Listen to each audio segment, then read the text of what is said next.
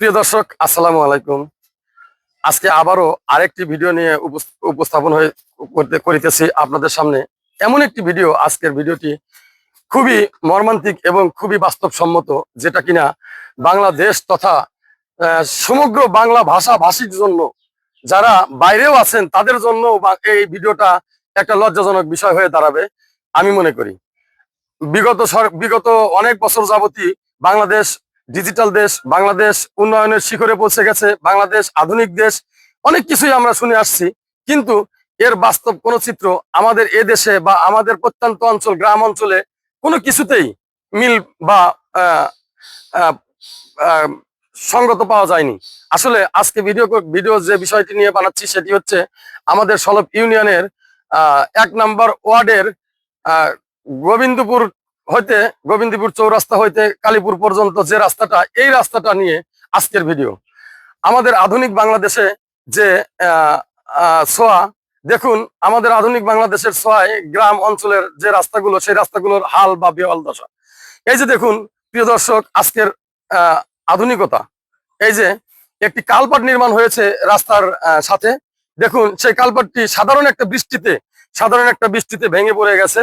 আর দুপাশের রাস্তার পাশে যারা বাড়ির মালিক আছে বা যারা রাস্তার দুপাশে বাড়ির লোকজন আছে, তারা নিজ অর্থায়নে এই রাস্তা মেরামত করে এই রাস্তায় পায়ে হেঁটে চলছে।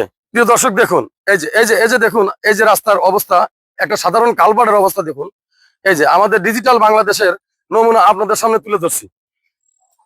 এই যে আরেকটি জায়গা, এই যে এই জায়গাটায় দেখুন, এই জায়গাটা একাধিকবার এই গ্রামের বা এই রাস্তার আশেপাশের মানুষ যারা আছে, তারা এই রাস্তাটি একাধিকবার নিজ অর্থায়নে মেরামত করে তারা পায়ে হেঁটে তাদের গন্তব্যে পৌঁছে।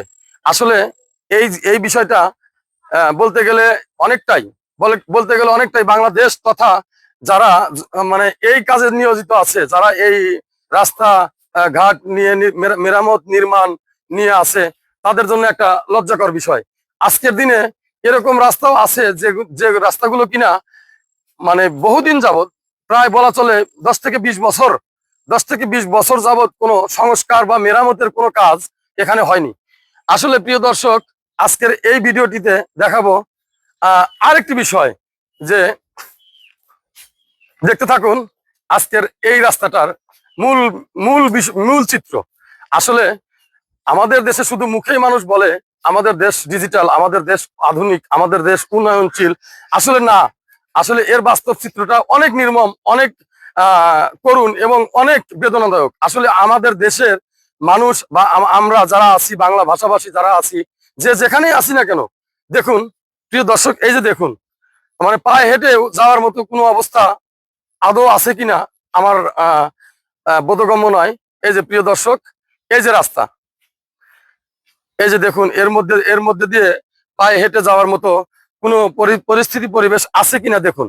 এই যে প্রিয় দর্শক, এর আশেপাশে যারা বসবাস করে, তারা নিজ অর্থায়নে এই রাস্তাটি মেরামত করে তারা তাদের গন্তব্যে পৌঁছে শুধু পায়ে হেঁটেই নয়, পায়ে হেঁটে বললে ভুল হবে, পায়ে হেঁটে যাইতে হলেও তারা মানে বৃষ্টির মৌসুমটাই যে এখন বর্ষার মৌসুম, এই মৌসুমটাতে মানে একটা স্যান্ডেল পরেও এই রাস্তা দিয়ে যেতে পারে না। এই যে স্কুল কলেজের ছাত্রছাত্রী ভাই এবং বোনেরা যারা আছে, তারা এই রাস্তা দিয়ে প্রতিনিয়তই অসুবিধার মধ্যে, কষ্টের মধ্যে এই রাস্তা দিয়ে তারা তাদের স্কুল কলেজ এবং গন্তব্যে পৌঁছে। আসলে এটা বলতে গেলে আমাদের দেশ তথা যারা এই বিষয়ে সংশ্লিষ্ট বিষয়ে যারা দায়িত্বরত ছিলেন বা আছে, তাদের জন্য একটি লজ্জাজনক বিষয়। আসলে এটা বলাই বাহুল্য যে এই রাস্তাটি 3 থেকে 3.5 কিলো রাস্তা। এই রাস্তাটি দেখুন প্রিয় দর্শক, পুরোটা রাস্তায় 10 থেকে 20 বছর যাবত কোনো সংস্কার বা মেরামতের কাজ হয়নি। এই যে দেখুন, এই যে রাস্তার অবস্থা দেখুন। এই যে আমাদের এই এলাকায় যদি একটা রোগী যদি অসুস্থ হয়ে পড়ে, এই যে দেখুন, এই যে প্রিয় দর্শক, এই যে দেখুন, এই যে অবস্থা দেখুন, এই যে দেখুন, এই যে রাস্তার অবস্থা, এই যে দেখুন, এই যে রাস্তাটা দেখুন প্রিয় দর্শক। আসলে এই রাস্তাটা যদি এই রাস্তায় বা এই রাস্তার আশেপাশে যারা বসবাস করে, তারা যদি যদি কখনো কোনো অবস্থায় যদি কোনো একটা মুমূর্ষু রোগী বা কোনো একটা মানুষ যদি অসুবিধায় পড়ে, সেটা দিন বা রাত, কখনোই কোনো গাড়ি বা পরিবহনে নেওয়া বা আনা সম্ভব নয়। এটাকে আহ ওই রুগী বা ওই ওই জিনিসটাকে মানুষ কাঁধে করে পার করে তারা হাসপাতালে বা অন্যান্য জায়গায় নিয়ে যাওয়ার চেষ্টা করে। এই প্রিয় দর্শক, এই যে দেখুন রাস্তার অবস্থা, দুপাশের বাড়ি আর এই যে রাস্তা, এই রাস্তাটা আসলে 10 থেকে 15-20 বছর যাবত এর কোনো মেরামত বা সংস্কারের কাজ এখনো হয়নি।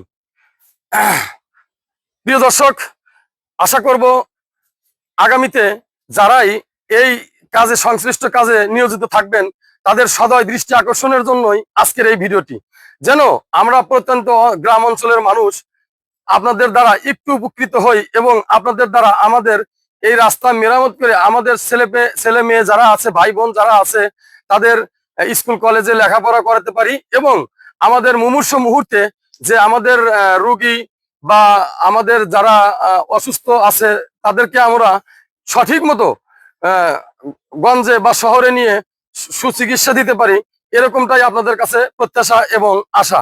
প্রিয় দর্শক, আসসালামু আলাইকুম, ভালো থাকবেন, সুস্থ থাকবেন। পরবর্তী ভিডিওর জন্য।